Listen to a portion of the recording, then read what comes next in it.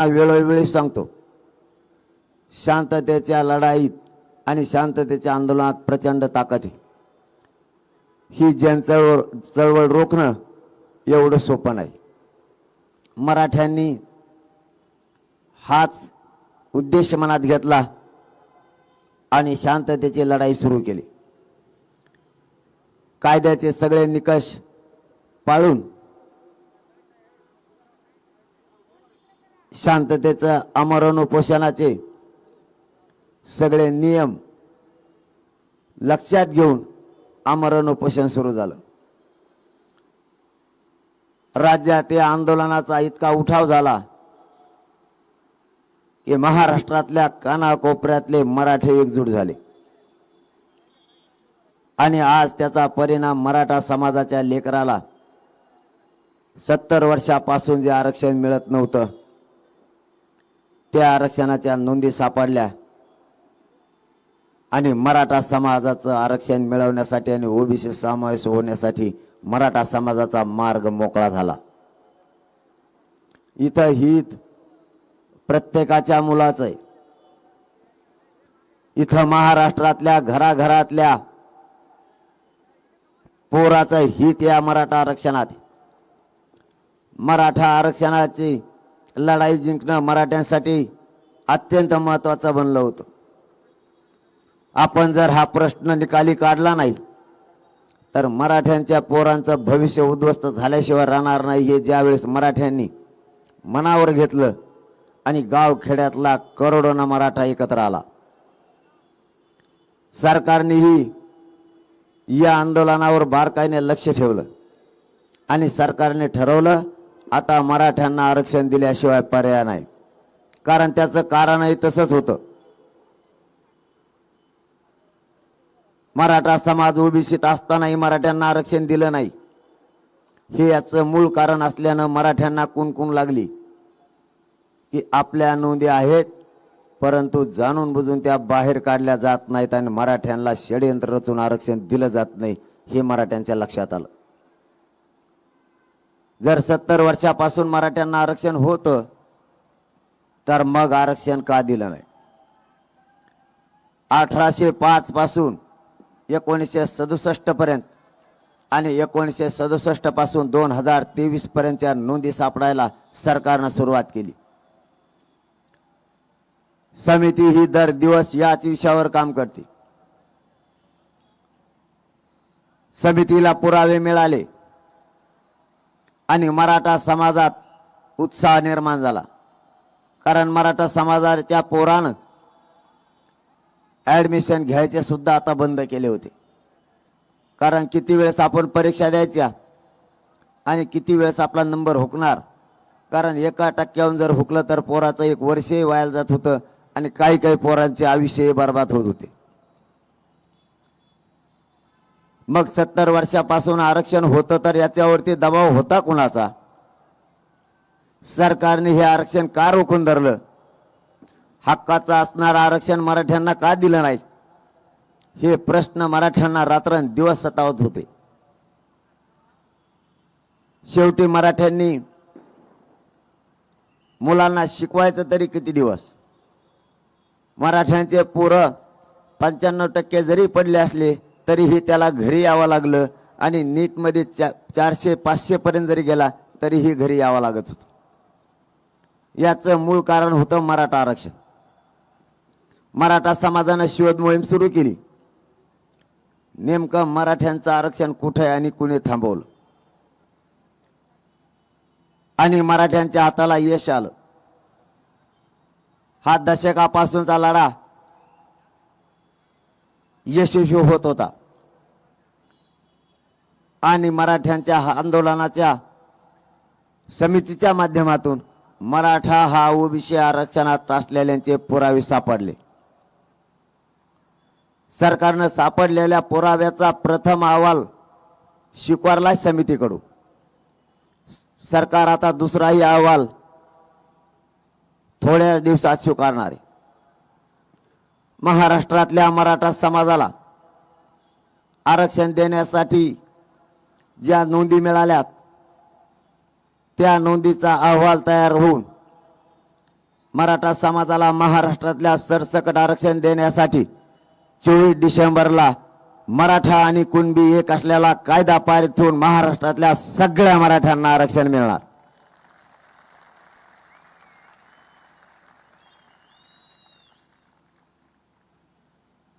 मराठा समाज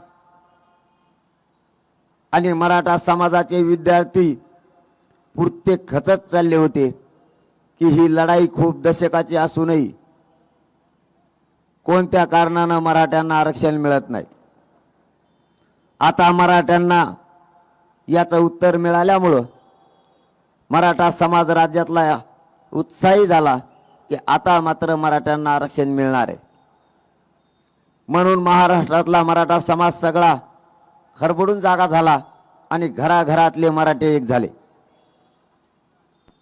जिथं कुठं आपला कार्यक्रम आहे त्या कार्यक्रमाच्या ठिकाणी नोकरदार वर्ग असो, व्यावसायिक असो, शेतमजूर असो किंवा शेतकरी असो किंवा सामान्य मराठा असो, महाराष्ट्रातले अखंड मराठे कार्यक्रमाच्या ठिकाणी जमायला लागले.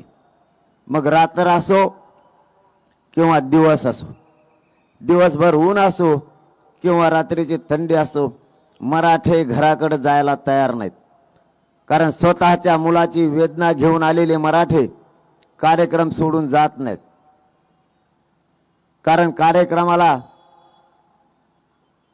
आणि एकजूट दाखवायला मराठे आता कशालाच ना उन्हाला ना थंडीला जुमाला तयार नाहीत. आपल्याकडे थोडी संख्या कमी आहे. तुम्ही जरा गावोगावी जायला कमी पडले का लोकच एवढे तिकडं? अरे कोणी हा नाही काही म्हणते का नाही?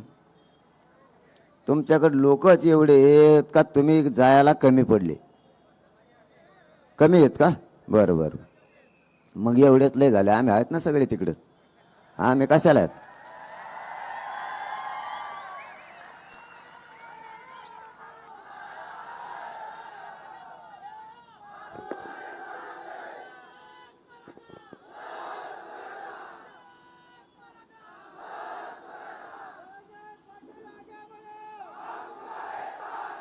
आणि तुमच्यावर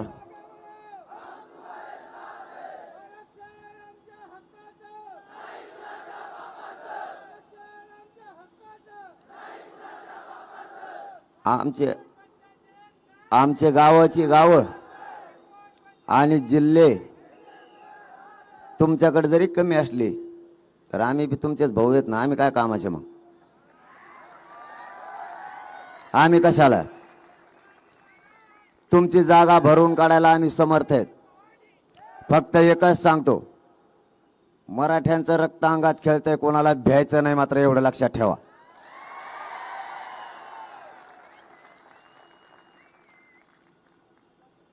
आम्ही तुमच्या सोबत आहेत आणि मराठ्यांना आरक्षण मिळवून दिल्याशिवाय आम्ही थांबत नाहीत. तुम्ही फक्त आहे तेवढ्यांची एकजूट ठेवा. सरकार कसं आरक्षण देत नाही ते आपण बघू. सरकारच्या छाताडावर बसून जर आरक्षण नाही घेतलं तर मराठी नाव सांगणार नाहीत.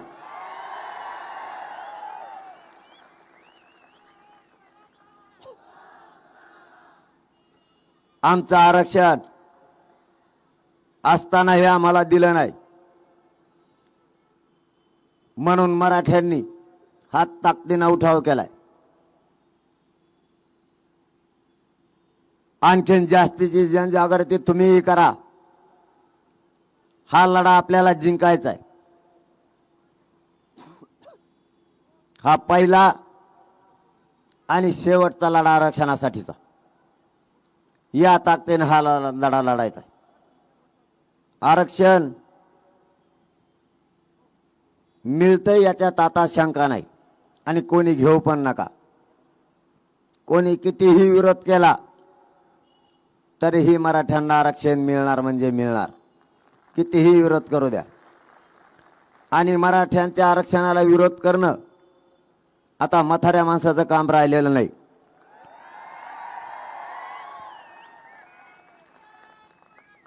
कारण कायद्याच्या पदावर बसून कायद्याचा गैरवापर करायचा, पदाचा गैरवापर करायचा, स्वतः दुसऱ्यांच्या लेकराचंच खायचं आणि प्रश्न सुद्धा उलटे विचारायचे. कायदा पायदळी जो तुडवतो त्या माणसाकडून दुसऱ्याला सल्ल्याची आवश्यकता आता नाही. तुम्ही जाती जाते तेढ निर्माण करायला लागले. आरक्षणापायी तुम्ही एक सख्या लहान मोठ्या भावांमध्ये झुंज लावायला लागले. हे तुम्हाला शोभत नाही. जर तुम्ही असे वक्तव्य करायला लागले, मराठे तर तुमच्यापासून लांब गेलेच, पण तुमचा ग्रामीण भागातला ओबीसी बांधव सुद्धा तुमच्यापासून लांब जायला लागला. कारण तुम्ही त्यांना अडचणी निर्माण करायला लागले असं बोलून. कारण आजही ओबीसी बांधव आणि मराठा बांधव गावागावात एकमेकांना अडीअडचणीच्या काळात मदतीला येतात. आत्ताही त्या दोघांचा एकमेकावर जीव आहे. जर मराठ्यांच्या नोंदी सापडल्या असतील तर मराठा समाजाला आरक्षण दिलंच पाहिजे असे ग्रामीण भागातल्या ओबीसी बांधवांचं आत्ताही मत आहे. मग तुमच्या राजकारणाच्या फायद्यासाठी तुम्ही आमच्या जातीय तणाव निर्माण करण्याचा प्रयत्न करू नका. कारण एकतर तुम्ही संविधानाच्या पदावर बसलात आणि भाषा जातीमध्ये तेढ निर्माण करणारी करता. परंतु मराठा समाज आणि तुम्हालाही माझं आव्हान आहे, आपण शांततेने घ्यायचंय. आपल्याला उचकवण्याचा प्रयत्न केला जाईल, उचकू नका. कारण आपल्या लेकराच्या आरक्षणाचा दिवस आता जवळ आलाय. मराठ्यांच्या आरक्षणाचा विजयाचा सुरक्षण जवळ येऊन थांबलाय. आपण कोणीही उद्रेक जाळपोळ होईल असं आंदोलन करायचं नाही. कारण आपल्याला उचकवलं जाईल. आपल्या लोकांना ताबडतोब राग येतो, त्या हिशोबानं समोरचा शब्द फेक करत असतो. आपण त्यांचा होणारा आपला अपमान पचवायचा. कारण आपल्या लेकरांचं थोड्या दिवसात कल्याण होणार आहे. त्यांच्या आता लक्षात आलंय, मराठा समाजाच्या नोंदी सापडल्या म्हणजे मराठा समाज ओबीसी आरक्षणात आला. मग त्यांच्या समोर एकच पर्याय आहे, जाती जातीत वाद निर्माण करणे. आणि नेमकं मराठ्यांनी तेच होऊ द्यायचं नाही. काहीही झालं तरी हरकत नाही, पण मराठ्यांनी जाती जातीत तणाव निर्माण होऊ द्यायचा नाही, शांत राहायचं. मी कधीच सहन करत नाही. मी खरं ते तुम्हाला सांगतो, मराठा आरक्षणाच्या विरोधात जर कोणी बोलला तर मी त्याला सोडीतच नाही, मग तो कुणी बी असो.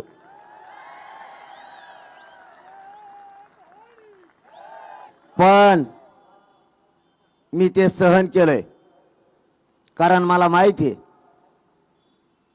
आता आपण शांत राहणं आणि संयमानं हे आंदोलन पुढे नेणं गरजेचं आहे. कारण आपल्याला हे उचकवण्याचा प्रयत्न करायला लागलेत. कारण आपल्या लेकरा बाळाच्या तोंडाला आता आरक्षणाचा घास आलाय. आपल्या लेकरांना आयुष्याची भाकरी मिळणार आहे. आपल्या लेकराचं आयुष्याचं कल्याण होणार आहे. आपले मराठ्यांचे पोर आता या आरक्षणामुळे मोठे होतील, उच्च शिक्षणही घेतील, अडीअडचणी कमी होतील. म्हणून मी हे सगळं शांततेत सहन केलंय आणि आरक्षण मिळेपर्यंत सहनच करणार. त्याच्यात काही शंका नाही. तुम्ही सुद्धा सहन करा, पण शांत राहा. एकदा आंदोलन आरक्षण मिळालं मग आपल्याला काही टेन्शन नाही. तो बी कुठं जाणार नाही, आपल्याला कुठं जायचं नाही. मग बघू. जोपर्यंत आरक्षणाचा निर्णय होत नाही तोपर्यंत मराठ्यांनी आंदोलन शांततेत करायचे. कोणीही उग्र आंदोलन, जाळपोळ असे प्रकार करायचे नाही म्हणजे नाही. याचबरोबर ओबीसी बांधव ही आपला गावखेड्यातला आपलाच भाऊ आहे. दोघांनी एकमेकाच्या अंगावर यायचं नाही. मराठ्यांनी शांततेत हे आंदोलन घ्यायचे. कारण परिणाम मराठ्यांचं आलेलं आरक्षणावरून त्यांना आपलं लक्ष विचलित करायचंय. आपलं ध्येय सध्या फक्त मराठा आरक्षण आहे. तिथून आपलं लक्ष हटलं पाहिजे.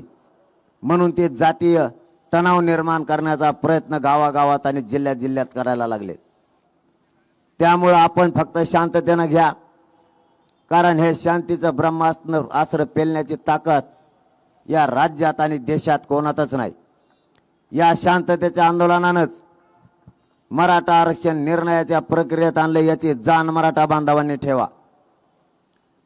शांततेची जनचळवळ कोणालाच रोखता येत नाही. मराठा समाज महाराष्ट्रातला आरक्षणात येण्यासाठी सगळ्या बाजूनं मराठा समाज आता निकष पूर्ण करतोय.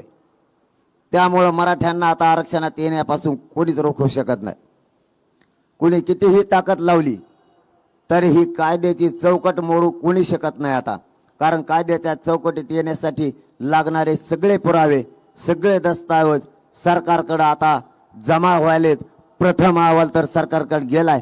आता दुसरा एकदा अहवाल आला की मराठ्यांचा आरक्षणाचा कायदा पारित 24 डिसेंबरला झालाच म्हणून समजा. त्याच्यात तुम्ही काही शंका घेऊ नका.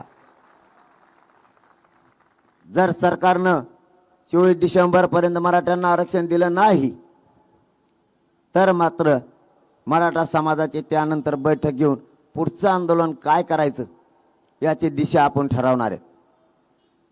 तुम्ही आता उद्यापासून कामाला लागा. 1 डिसेंबर पासून या महाराष्ट्रात आपल्या जिल्ह्यात, गावात आणि तालुक्यात असं एकही गाव नाही राहिलं पाहिजे की त्या ठिकाणी साखळी उपोषण सुरू नाही झालं. गाव तिथं साखळी उपोषण बसलं पाहिजे. अशी तयारी उद्यापासून करा. कारण आपल्याला लढल्याशिवाय पर्याय नाही.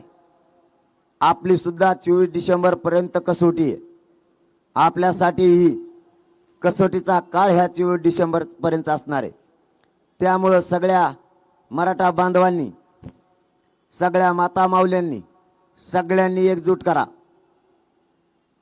आरक्षण हे सगळ्यांसाठी महत्त्वाचं आहे. या आरक्षणामध्ये ना माझा फायदा होणार ना तुमचा. महाराष्ट्रातल्या घराघरातल्या मराठ्यांच्या लेकराचा या आरक्षणामुळे फायदा होणार आहे. म्हणून या लढाईत कोणीच आता मागं राहू नका. कारण अशी संधी मराठ्यांना पुन्हा येणार नाही. या संधीचं सोनं मराठ्यांनी करा. आणि लढताना मराठा म्हणून एकजूट करून आरक्षणासाठी सगळ्यांनी लढा. पक्षाचे मतभेद येऊ देऊ नका. तुमचे वैयक्तिक मतभेद याच्यात येऊ देऊ नका. कारण शांततेनं तुम्ही एकजूट ठेवा. मराठ्यांच्या पदरात 100% आरक्षण मिळाल्याशिवाय आता राहत नाही. कारण तशी तयारी ही लढण्याची मराठ्यांनी केली. मला आणखीन 3 कार्यक्रम आहेत नाशिक त्र्यंबकेश्वर पर्यंत. म्हणून मला जास्तीचा वेळ आता घेऊ नका. आरक्षणाच्या बाबतची सगळी माहिती जवळपास तुम्ही बघता. आपण मीडियाच्या बांधवाच्या समोरच जास्तीची मांडतो. घराघरात त्या माध्यमातून मराठा समाजासमोर ही माहिती गेली. मला आणखीन 3-4 कार्यक्रम असल्या कारणानं पाठचे दर दिवस 4 वाजायला लागलेत. दर दिवस. आणि मी ही थांबतही नाही आणि थकत पण नाही. सकाळी 8 वाजल्यापासून निघल्यापासून सलग रात्रंदिवस मराठा समाजाला जागृत करून त्यांचे आशीर्वाद घेण्यासाठी मी प्रत्येक गावागावात जातोय. मला डॉक्टरने आराम करायचा सांगितलेला असतानाही मी करत नाही. कारण मला माहिती आहे आता जर मी झोपलो तर मराठा समाजाचं वाटोळं झालं म्हणून समजा. म्हणून जीवाची कदर आता करायची नाही. पण एकदा ह्या मराठा समाजाच्या पदरात ही आरक्षणाचं पुण्याचं दान टाकायचं आणि या मराठा समाजाच्या लेकरावर आरक्षण देऊन चेहऱ्यावर मराठ्यांच्या लेकराच्या हसू आणि आनंद बघायचा. एवढं स्वप्न घेऊन रात्रंदिवस तुमच्या दर्शनासाठी येतोय.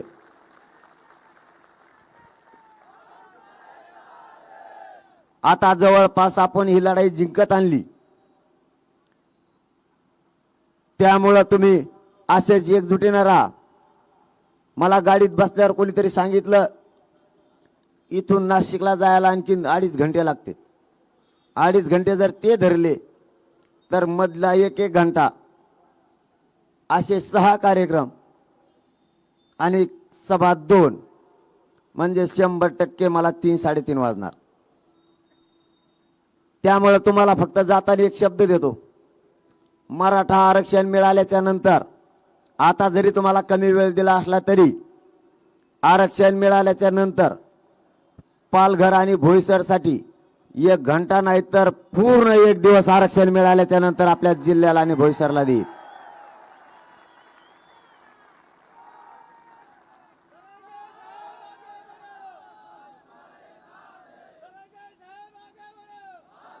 पूर्ण 1 दिवस तुमच्या जिल्ह्यासाठी आणि तुमच्या भोईसरसाठी.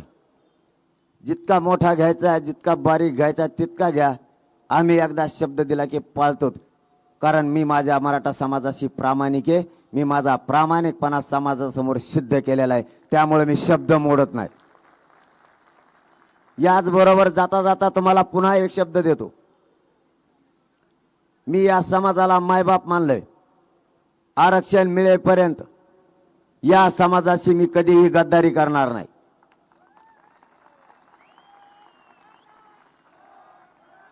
माझा जीव जरी गेला तरीही आरक्षण मिळाल्याशिवाय, तुमचा मुलगा म्हणून तुम्हाला शब्द देतो, आरक्षण मिळाल्याशिवाय 1 इंचही माग हटणार नाही, शब्द तुम्हाला देतो आणि थांबतो. जय जिजाऊ, जय शिवराय. हॅलो, धन्यवाद दादा. एक मराठा, कोट मराठा.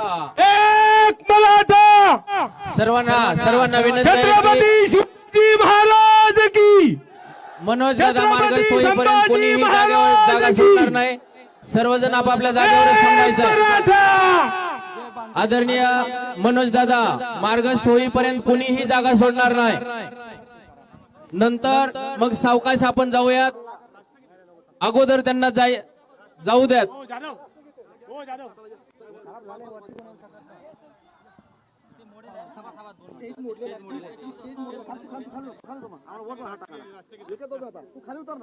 खाली उतर ना, तू खाली उतर ना, तू आता टाइम नको घेऊ, तू खाली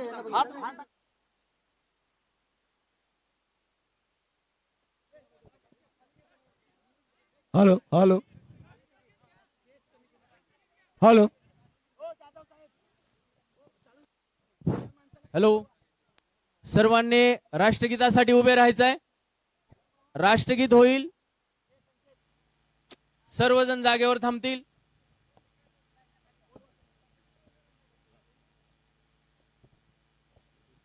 सुरू करा एक सर. साथ सावधान, एक साथ राष्ट्रगीत शुरू कर.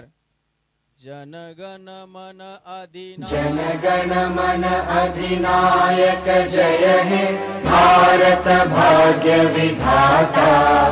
पंजाब सिंध गुजरात मराठा द्राविड उत्कल बंगा.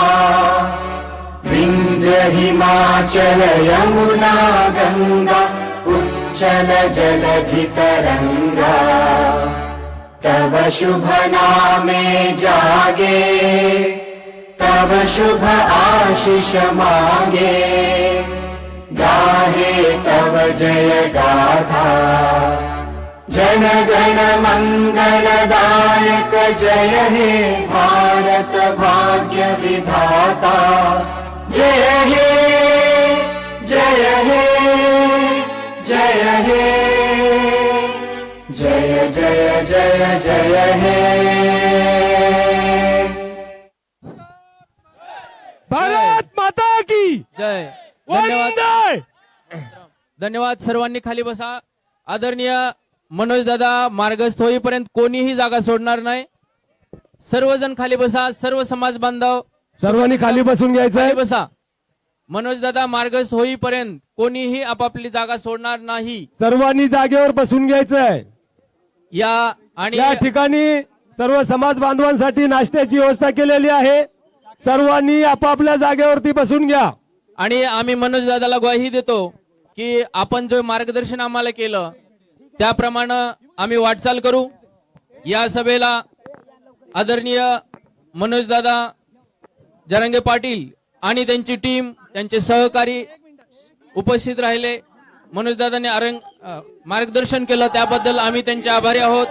त्याचबरोबर पोलीस डिपार्टमेंट, पत्रकार बंधू, डिजिटल मीडिया, त्याचबरोबर वैद्यकीय सेवेसाठी डॉक्टर मनोज पाटील आणि त्यांची टीम, MSCB, ग्रामपंचायत, त्याचबरोबर हे मैदान उपस्थित करून दिल्याबद्दल मैदानचे trustee, sound system, photographers, videographer, YouTube channels, त्याचबरोबर पाण्याची व्यवस्था, अल्पोपार, झेंडे, टोप्या आणि टी शर्ट उपलब्ध करून दिल्याबरोबर त्यांचेही आभार.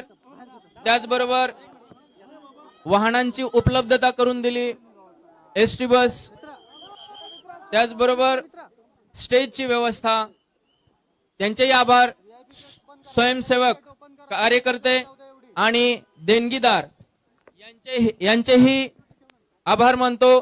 त्याचबरोबर अँब्युलन्स सेवा, त्याच्याबद्दल Sanket Mahesh Nagane, Dinesh Jadhav fabrication service, Santosh Mohite crane service व अल्पोपार, प्रसाद राणे आणि शरद वानुंसे पाटील यांनी पाण्याच्या बॉटल्स उपलब्ध करून दिल्या.